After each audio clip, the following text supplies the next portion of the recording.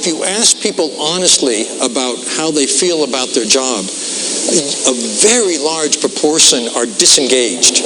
It's just a job. I just do enough to keep it. That statement is a rough index of a person having too little cortisol. They're in the wrong brain state at work.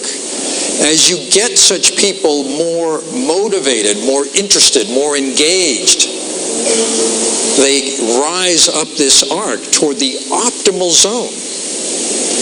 However, if you give them too much pressure, too little support, too little time, too little staff, too much to do, they start to feel overwhelmed and they keep going to the right and performance suffers. So the art of leadership is to help people get and stay in the optimal state for performance. That is how you get your best return on investment from a salary. And from a neurological point of view, this means helping people get and stay in the best internal state, the best state of their brain. This optimal state is called flow. Flow was discovered by researchers who asked one simple question of a huge variety of people. The question was, tell me about a time when you outdid yourself. Even you were surprised at how well you did. And they asked ballerinas and basketball players and chess champions and surgeons, business people, all kinds of people. And what they discovered was that it didn't matter what domain of skill they were involved in. Everyone who was outstanding at that moment was in the identical internal state. And that state is characterized by several things. One is unperturbable attention. Their focus is 200%. Another element is that you're completely flexible and adaptable. Whatever comes up, you can handle it. Another is that your skills are challenged to their highest level, sometimes a little beyond.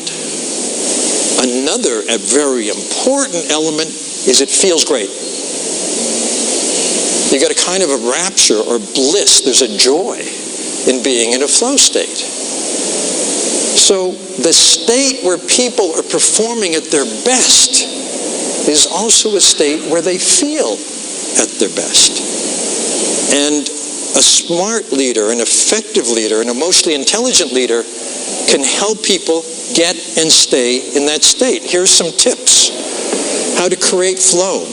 One is clear goals. Clarity about what to do, what the goal is, but flexibility in how to do it. The second is immediate feedback. It helps to know how you're doing. Helps to know if you're getting closer to the goal. The third is to challenge and grow that person's skill set. Give them an assignment that stretches them. And more fundamentally, to match people's abilities with the tasks you give them. You don't want someone highly talented to be doing something that's boring for them. Then they're disengaged. You don't want someone to be in the wrong domain of skill. So the leader's task, from this point of view, is to help people get and stay in flow. And how are you going to do that? Well, those were some ways, but you also have kind of a secret weapon. And that has to do with a new discovery. It's called the social brain. This discovery came in the last 5 or 10 years when brain scientists stopped studying one brain in one body in one person and started studying two brains in two bodies in two people while they interacted. And it turned out that there were entire circuits of the brain that hadn't been discovered before because they'd never looked this way. And these circuits are designed to, like a neural radar, to sense what's going on in the other person's brain and to lock in to that and to have a silent brain-to-brain conversation no matter what else is going on. These were discovered in a very intriguing way. The big discovery is called mirror neurons. That's the radar. Mirror neurons were discovered when some scientists in Italy were studying the brain of a monkey, and they were looking at the part of the brain that moves the body, and they were studying just one cell at a time. One day they were looking at a brain cell that only fired, it was only active when the monkey raised its arm. It's the only time. Then one day the cell started firing and the monkey wasn't moving. And they're completely puzzled. What's going on? Then they realized it was a hot day. A lab assistant had gone out for a gelato. He was standing in front of the monkey, and every time the lab assistant raised the gelato, the monkey's brain cell for the same activity fired.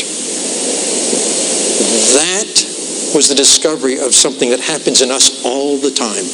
Whenever we're with another person, it turns out we have cells in our brain that are matching precisely what's going on in the other person.